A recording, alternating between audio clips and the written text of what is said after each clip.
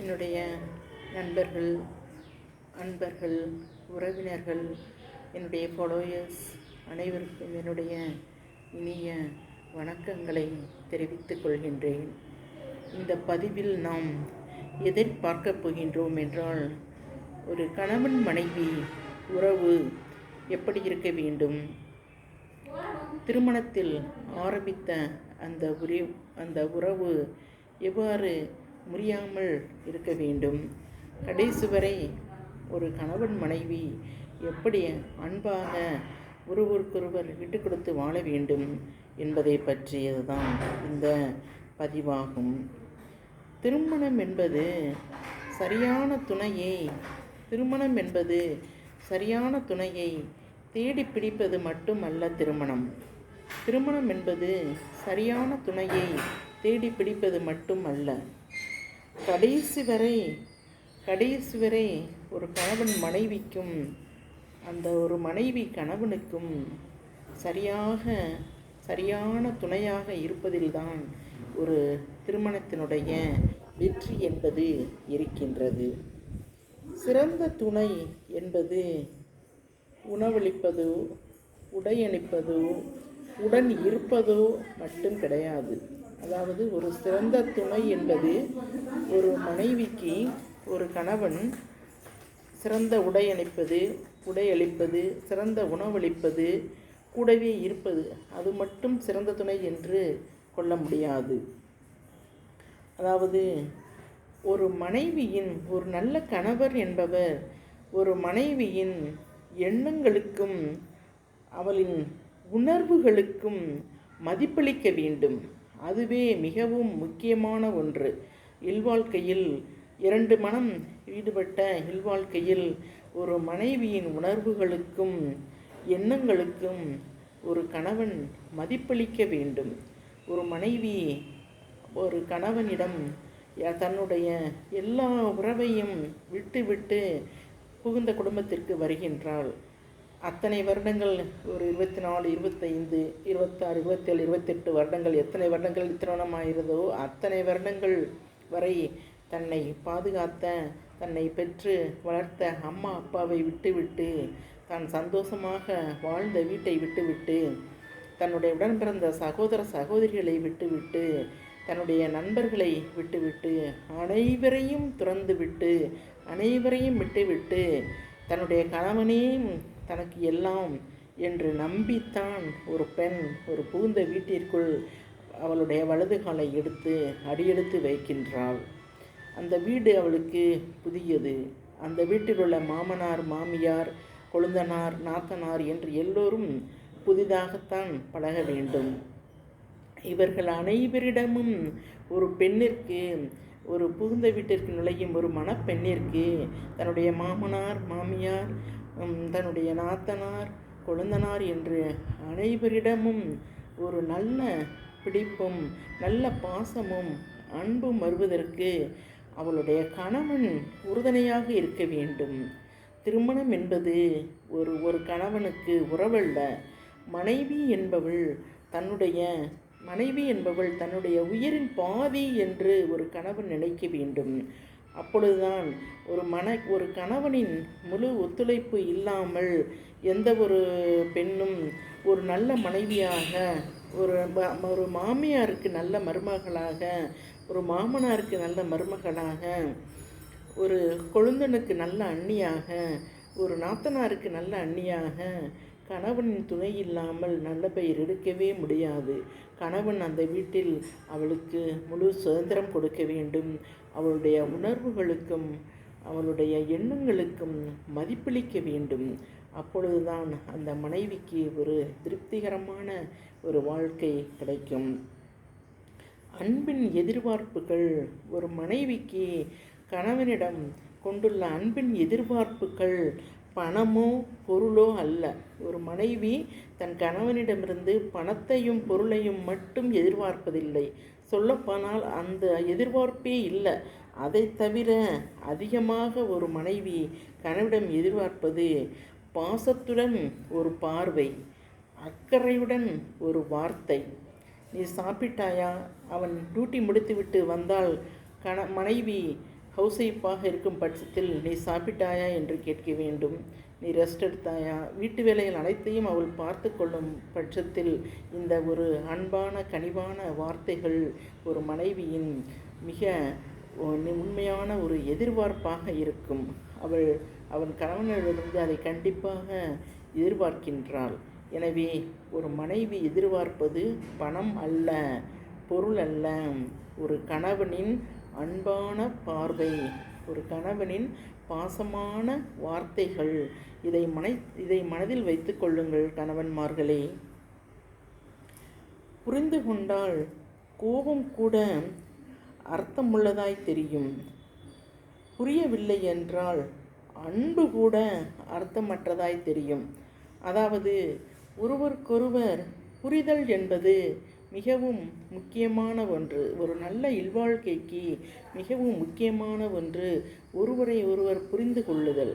அதாவது ஒரு கணவன் ஒரு மனைவியை பற்றி நன்றாக புரிந்து கொண்டான் என்றால் அவளுடைய கோபம் கூட அவனுக்கு அர்த்தமற்றதாக தான் தோன்றும். இதுக்காக நான் கோவப்படுறான், இது என்ன பெருசு, போயிடுவான், விட்டு கொடுத்து போயிடுவானா, அந்த இடத்துல அவன் சண்டை போட மாட்டான். அவன்கிட்ட அவளை புரிஞ்சுக்கிட்டவன் அவகிட்ட சண்டை போடாமல் விட்டுட்டு போயிடுவான். அடுத்து சமாதானப்படுத்துவான். ஆனால் புரிந்து கொள்ளவில்லை என்றால், ஒரு கணவன் ஒரு மனைவியை புரிந்து கொள்ளவில்லை என்றால் அவள் காட்டும் அபரிதமான அன்பு கூட அவனுக்கு அர்த்தமற்றதாகத்தான் தெரியும். இதேதான் மனைவிக்கும். ஸோ மனைவி கணவன் இருவரும் ஒருவரையொருவர் புரிந்து கொண்டு வாழும் பொழுது கோபம் கூட அர்த்தமற்றதாக தெரிகிறது. புரிந்து கொள்ள வேண்டும் என்றால் அன்பு கூட அர்த்தமற்றதாக போய்விடும். எனவே நல்ல இல்வாழ்க்கைக்கு ஒருவரையொருவர் புரிந்து கொள்வது என்பது மிகவும் முக்கியம். புரிந்து நடக்க ஒரு துணை இருந்தால் சரிந்து விழாமல் வாழ்ந்திடலாம் வாழ்க்கை முழுவதும். புரிந்து நடக்க ஒரு துணை இருந்தால் சரிந்து விடாமல் வாழ்ந்து விடலாம் வாழ்க்கை முழுவதும். ஒருவருக்கொருவர் அன்பை அள்ளி கொடுப்பதிலெல்லாம் கணவன் மனைவி உறவல்ல.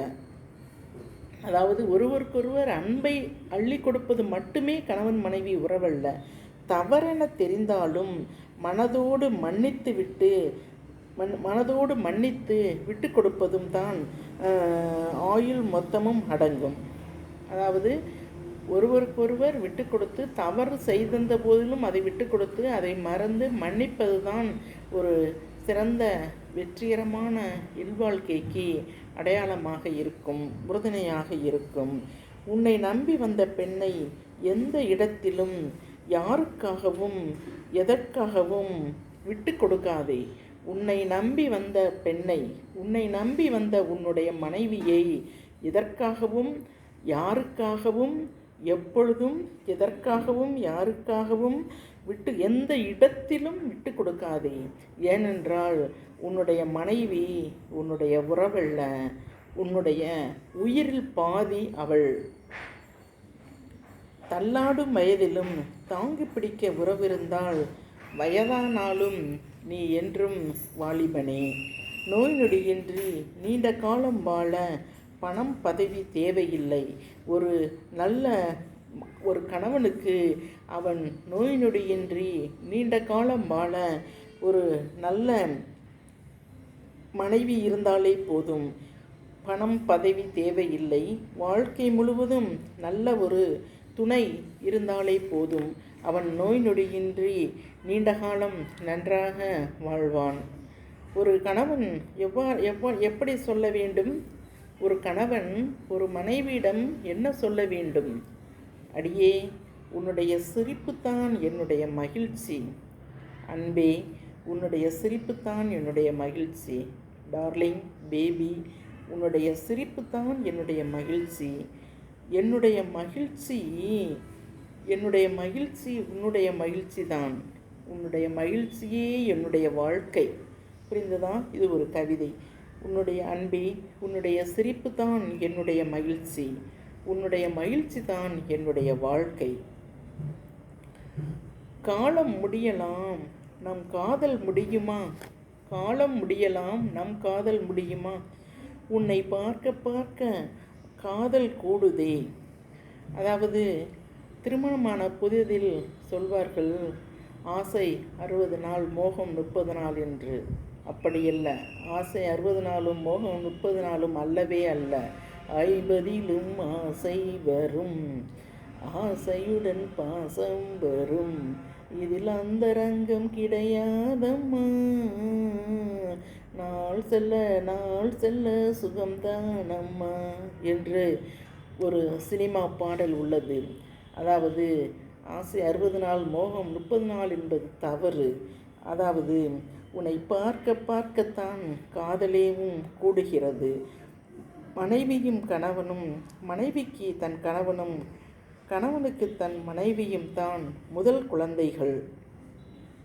உன்னை பார்க்க காதல் கூடுதே என்று காதல் ஒரு உண்மையான கணவனுக்கு அவனுடைய மனைவியை பார்க்க காதல் கூடுமே ஒழிய குறையாது.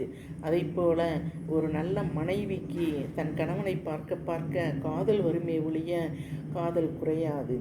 ஆகவேதான் ஆசை 60 நாள், மோகம் 30 நாள் என்ற பழமொழி பொய் என்று நான் சொல்லுகின்றேன். அது ஒரு யாரோ சில பேருக்கு வேண்டுமானாலும் அந்த பழமொழி உண்மையாக இருக்கலாம். எங்கோ சிலர், யாரோ சிலர், ஓகே, திருமணமான சில பேரில் ஒருத்தருக்கு வேண்டாலும் அந்த மாதிரி பழமொழி உண்மையாக தெரியலாம். ஆனால் அனைவருக்கும் அந்த பழமொழி ஏற்றுக்கொள்ளப்பட மாட்டாது. அது உண்மையான பழமொழி கிடையாது. அடுத்து கணவனுக்கு மனைவியும், மனைவிக்கு ஒரு கணவனும் தான் முதல் குழந்தை. இரண்டாவதாக இல்வாழ்க்கைக்கு சில கணவன்மார்கள் நினைக்கிறார்கள், குழந்தை பிறந்து விட்டால் மனைவிக்கு தன் மீதுள்ள பாசம் குறைந்து விடுகிறது என்று. அப்படியல்ல. எத்தனை குழந்தைகள் பிறந்தாலும், எத்தனை பிள்ளைகள் இருந்தாலும் ஒரு மனைவி தன்னுடைய முதல் குழந்தையாக நினைப்பது கணவனைத்தான். கணவனை கவனிக்காமல் குழந்தைகளுக்கு மட்டும் முக்கியத்துவம் கொடுப்பவள் நல்ல மனைவியும் அல்ல. குழந்தைகளுக்கு முக்கியத்துவம் 2 பேரும் சேர்ந்து கொடுக்க வேண்டும். ஆனால் குழந்தை பிறந்து விட்டது என்ற ஒரே காரணத்திற்காக எந்த ஒரு மனைவியும் கணவனை கண்டுக்காமல் விடுவதும், அவனுக்கு செய்ய வேண்டிய சேவைகளை, தன்னுடைய கடமைகளை செய்யாமல் இருப்பதும் தவறாகும். ஒரு சலிப்புத்தன்மை ஏற்படாத ஒரு இல்வாழ்க்கைக்கு ஒரு குழந்தை பிறந்தாலும் அதே அளவு குழந்தை பிறப்பதற்கு முன்பு ஒரு மனைவி தன்னுடைய கணவனை எப்படி அன்புடனும் பாசத்துடனும் நேசத்துடனும் காதலித்தாலோ அதை போல குழந்தை பிறந்த பிறகும் அவ்வாறே இருக்க வேண்டும். அதுதான் ஒரு உண்மையான அன்பாகும். ஒரு மனைவி தன் கணவன் வாங்கி கொடுக்கும் எந்த ஒரு பொருளையும் பரிசையும் மிகவும் சிறியதாக இருந்தாலும் அதை எடுத்திருந்து பேசக்கூடாது. ஆமாம், இவ்வளோதான் உனக்கு வக்கு, இவ்வளோதான் வாங்கி தர முடியுது, இதெல்லாம் ஒரு கிஃப்டாக, அந்த மாதிரிலாம் எடுத்திருந்து பேசவே கூடாது. எப்பொழுதும் அதாவது தன்னுடைய பிறந்த நாளுக்கோ, அவர்களுடைய மரணநாளுக்கோ, திருமண நாளுக்கோ பரிசாக கணவன் ஏதாவது கொடுத்தால் அந்த சின்ன பரிசாக இருந்தாலும் அதை அவள் உள்மனதோடு அன்புடன் ஏற்றுக்கொள்ள வேண்டும். நீங்களே எனக்கு கிடைத்த பெரிய பரிசுங்க, அடுத்து நீங்கள் கொடுக்குற வேறு இந்த பொருள் மற்றதெல்லாம் எனக்கு பெருசே இல்லைங்க என்று ஒரு மனைவி கணவனிடம் சொல்ல வேண்டும். அதுவே அவர்களுடைய திருமண வாழ்க்கையின் பந்தத்தை இன்னும் ஆழப்படுத்தும், அகலப்படுத்தும். கணவன் மனைவி இடையே உள்ள அன்பு சண்டை போடாமல் வாழ்வது மட்டுமே அல்ல. சண்டை இல்லாமல் எத்தனை குடும்பங்களால் வாழ முடியும்? எவ்வளவு வாழ்க்கையில் நாம் நித்தம் பிரச்சனைகளை சந்திக்கின்றோம். ஆகவே சண்டை போடாமல் ஒருவர் இருக்கவே முடியாது. அவ்வாறு வாழ்ந்தாலும் அது உண்மையான வாழ்க்கையாக இருக்காது. சண்டை வரத்தான் செய்யும், கணவன் கோபிக்கத்தான் செய்வாள், கணவன் திட்டத்தான் செய்வான், மனைவி கணவனை திட்டத்தான் செய்வாள், கோவப்படத்தான் செய்வாள். ஆனால் எத்தனை சண்டை போட்டாலும் ஒருத்தருக்கொருத்தர் யார் தவறு செய்தாலும் அந்த தவறுக்கு சாரி கேட்டு அந்த சண்டையை நீடிக்க விடாமல் ஒரு நாள் முழுக்க சண்டை இருக்கலாம். காலையில் கணவன் வெளியே போனால், காலையில் மனைவி வெளியே போனாலும் 2 பேரும் வேலை பார்க்கும் சூழ்நிலையில் 2 பேருமே வெளியே செல்ல வேண்டியிருக்கும். காலையில் வந்த சண்டை சாயங்காலத்துக்குள் முடிவடைந்த வேண்டும். ஈவினிங் அவங்க வீட்டுக்கு வர்றப்ப அந்த சண்டை முடிஞ்சிருக்கணும். உங்களோட சண்டையில் தயவு செஞ்சு உங்களுடைய அம்மாவை, ஒரு கணவன் வீட்டில் மாமியார் மற்றும் நாத்தனார் கொழுந்தனார் இருக்கும் பட்சத்தில் நீங்கள் இருவரும் இட்டுக்கொள்ளும் ஒரு சண்டையில் தயவு செய்து உங்கள் மாமியார், மாமனார், நாத்தனார் மற்றும் குழந்தனார் இவர்களை இடம் பிடிக்க அனுமதிக்காதீர்கள். உங்கள் சண்டை 4 சுவருக்குள் மட்டுமே இருக்கட்டும். எப்பொழுது உங்களுடைய சண்டை உங்கள் மாமியாருக்கு, அதாவது ஒரு கணவனாக இருந்தால் அவனுடைய அம்மாவுக்கு தெரிகின்றதோ, அப்பொழுது எந்த தாயும் தன்னுடைய மகனை விட்டு கொடுப்பதே கிடையாது. அதாவது 30 வயதானாலும் சரி, 35 வயதானாலும் சரி, 25 வயதில் இளனாக இருந்தாலும் சரி, இந்த அம்மாமார்களுக்கு உள்ள ஒரு குணம் என்னவென்றால், தன்னுடைய மகன் தவறே செய்தாலும் அவன் தவறு செய்யவில்லை என்று தான் சொல்லுவார்கள். தன்னுடைய மகனை தன்னுடைய மருமகள் குறை சொல்லும் பொழுதோ அவளால் ஏற்றுக்கொள்ளவே முடிவதில்லை. இது அந்த தாயின் குணம். ஆகவே நீங்கள் 2 பேர் உங்கள் இருவருக்கும் மத்தியில் உள்ள சண்டை ஒரு நாள் இருக்கும், அடுத்த நாள் சரியாகிவிடும். ஆனால் எப்பொழுது அது அடுத்தவருக்கென்றால் உங்களுடைய அம்மாவுக்கோ, இல்லை கணவனின் அம்மாவுக்கோ, அல்லது மனைவியின் அம்மாவுக்கோ, அவளின் உடன் பிறந்தவர்களுக்கோ, அல்லது இவங்களின் உடன் பிறந்தவர்களுக்கோ தெரிய வருகின்றதோ, எப்பொழுது அவர்களுடைய தலையீடு நுழைகின்றதோ அப்பொழுதே அந்த சண்டை பெரிதாகிவிடும். எனவே புதிதாக திருமணம் செய்யப்போகின்ற இளம் பெண்களே, கணவன்மார்களே, ஏற்கனவே திருமணம் செய்து கொண்ட கணவன் மனைவியரே, தயவு செய்து உங்களுடைய பிரைவசியில், உங்களுடைய இல்வாழ்க்கையில் வேறு ஒரு மனிதரை அனுமதிக்காதீர்கள். அது உங்கள் அம்மாவாக இருந்தாலும் சரி, உங்கள் அப்பாவாக இருந்தாலும் சரி, உங்கள் தம்பியாக இருந்தாலும் சரி, உங்கள் தங்கையாக இருந்தாலும் சரி. அப்பொழுதுதான் நீங்கள் ஒரு சிறந்த இல்வாழ்க்கை வாழ முடியும். நீங்கள் எதுவென்றாலும் உங்கள் கணவனிடம் சொல்லுங்கள், கணவன் எதுவென்றாலும் உங்களிடம் சொல்லட்டும். உங்களுடைய சண்டையை உங்களுக்குள் வைத்துக் கொள்ளுங்கள். அடுத்தவர்களிடம், 3வது நபரிடம், வெளியே ஆஃபீஸில் போய் தோழிகளிடமோ, இவர் ஆஃபீஸில் போய் தோழிகளிடமோ சொல்லாதீர்கள். You don't share the problem of yours with anybody. they won't give any solutions. They will feel happy about your உங்கள் சண்டையை பற்றியா மற்றவங்க சந்தோஷப்படுவாங்களே ஒழிய உங்களுக்கு நல்ல சொல்யூஷன் தரப்போகிறது இல்லை. இருக்கலாம், எங்கேயோ